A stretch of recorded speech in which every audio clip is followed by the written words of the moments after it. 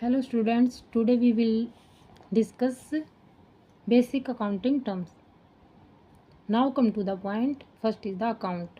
सबसे पहले हमें ये पता होना चाहिए अकाउंट होता क्या है। अकाउंट जिसको हिंदी में खाता बोलते हैं।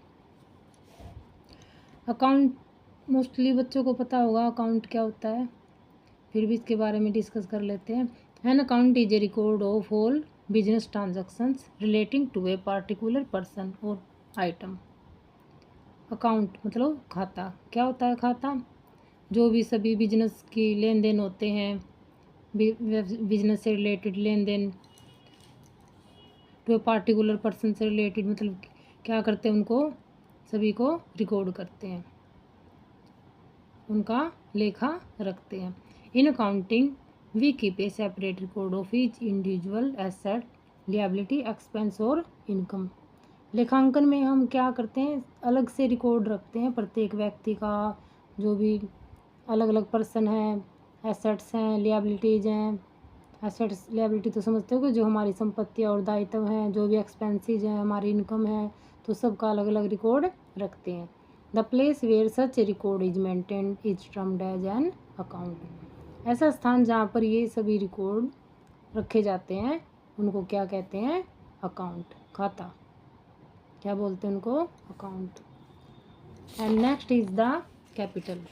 कैपिटल क्या होती है? बिजनेस की पूंजी, जो कि बिजनेस के लिए बहुत ही ज़रूरी है।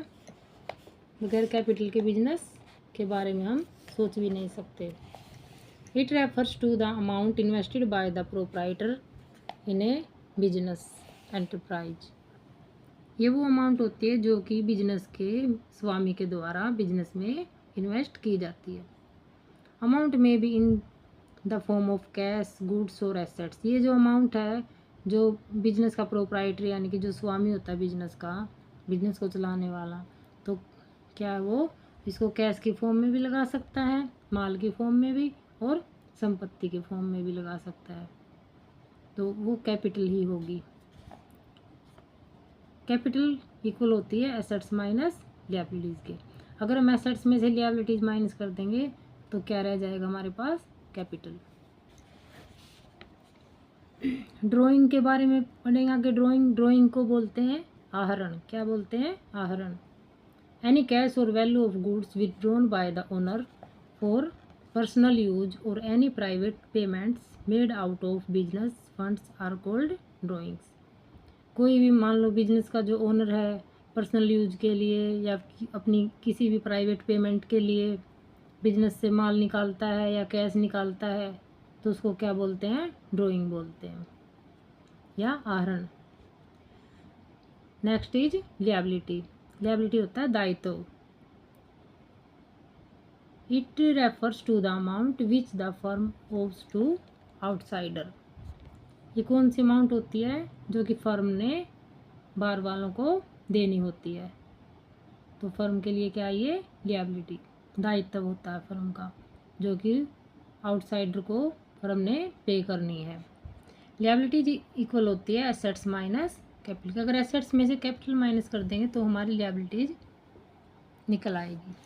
लिएबिलिटीज में भी डिवाइडेड इनटू टू पार्ट्स में डिवाइड की गई है, internal liabilities and external liabilities. All amounts which a business entity has to pay to the proprietor or owners are internal liabilities. वो सारी की सारी अमाउंट जो कि बिजनेस ने किसको पे करनी है? बिजनेस के ओनर को, तो उसको क्या बोलते हैं? यानी कि जो बिजनेस का स्वामी है, प्रोप्राइटर है, बिजनेस को चलाने वाला, उसी को पे करनी है बिजनेस ने, तो वो क्या होती है? Internal liabilities. Such as capital and accumulated profits.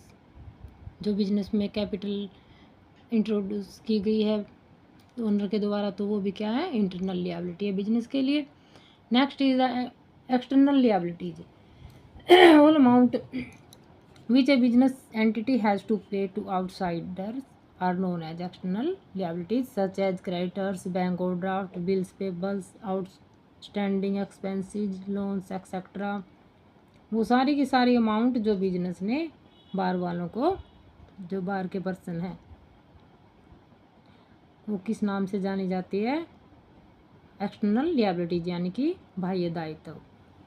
ये आंतरिक दायित्व थे ऊपर जो हमने अभी पढ़े थे, ये कौन से हैं? आंतरिक ये बाहरी दायित्व मीन्स कि क्रेडिटर्स हो गए, बैंक ओवरड्राफ्ट हो गया, बिल्स पेबल हो गए, आउटस्टैंडिंग एक्सपेंसेस, लोन्स, ये सभी किस में आते हैं? एक्सटर्नल लिएबिलिटीज में।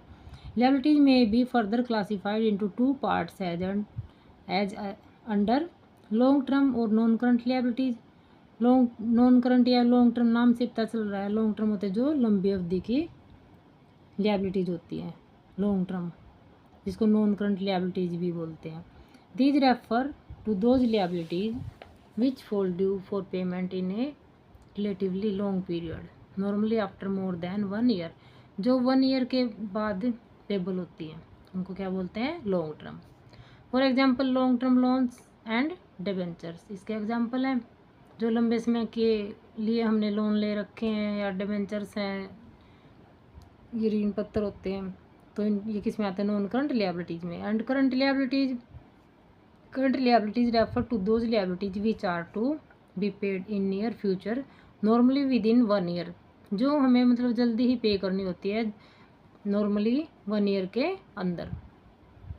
तो वो कौन से हैं? बैंक ओवरड्राफ्ट हो गया, bills payable, creditors, outstanding expenses and short term loans, जो थोड़े समय के लिए, छोटी अवधि के लिए हमने लोन वगैरह ले रखे हैं, जो भी ऐसे खर्चे जो पे करने बाकी हैं, तो वो भी 1 ईयर के अंदर ही हमें पे करने होते हैं।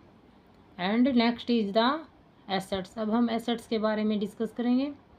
Anything which is in the possession or is the property of a business enterprise including the amounts due to it from others is called an assets। Anything, कोई भी ऐसी वस्तु जो प्रोप्राइटर ने बिजनेस में इंट्रोड्यूस की हुई है, तो मतलब कि वो कैश की फॉर्म में भी हो सकती है, किसी भी फॉर्म में हो सकती है, तो वो क्या होती है? बिजनेस की एसेट्स होती है।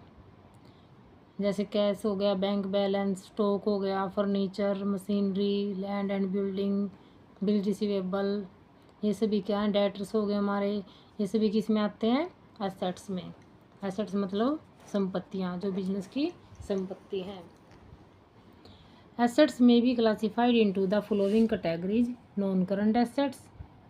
Non current assets refer to those assets which are held for continued use in the business for the purpose of producing goods or services and are not meant for sale। जो non current assets हैं किसको refer करती हैं? जो business में लंबे समय तक किस पर्पज़ के लिए यूज की जाती हैं?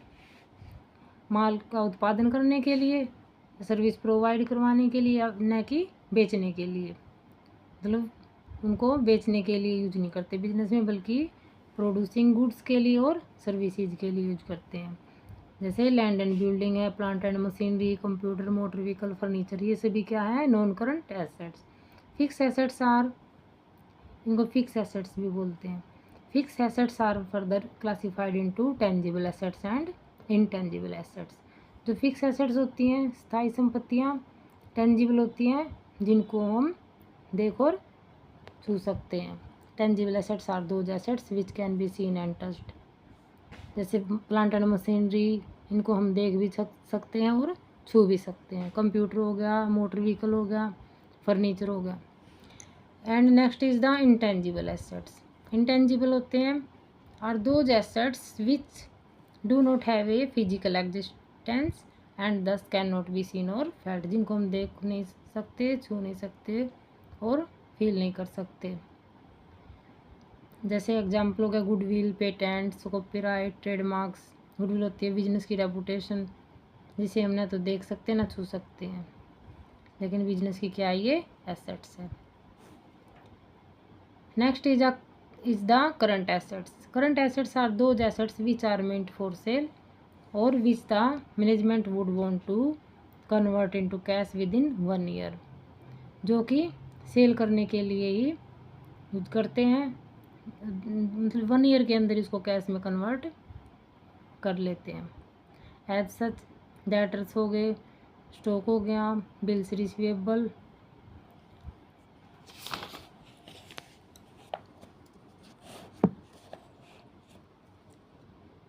And third is the nominal assets. These are the assets which cannot be realized in cash or no further benefits can be derived from these assets. ऐसे assets होते हैं जो नाम के assets होते हैं, लेकिन इनका कोई खास बेनिफिट नहीं होता बिजनेस के लिए. Such assets include debit balance of profit and loss account and the expenditure not yet written off, such as advertisement expenses etc. ये सभी किस में आते हैं? नॉमिनल एसेट्स में. ओके स्टूडेंट्स, इसके जो आगे वाला मैटर है हम फिर डिस्कस करेंगे. अब यहीं पे एंड करते हैं. वीडियो अच्छी लगी हो तो वीडियो को लाइक शेयर कर देना और चैनल को सब्सक्राइब कर देना. Thank you.